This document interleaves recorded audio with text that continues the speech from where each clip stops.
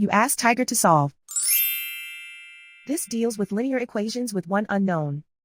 The final result is x equals 9. Let's solve it step by step. Group all constants on the right side of the equation. Subtract 9 from both sides. Simplify the arithmetic.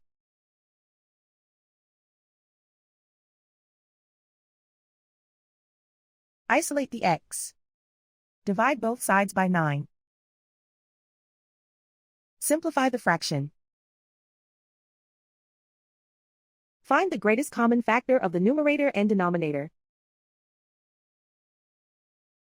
Factor out and cancel the greatest common factor. And so the final result is x equals 9.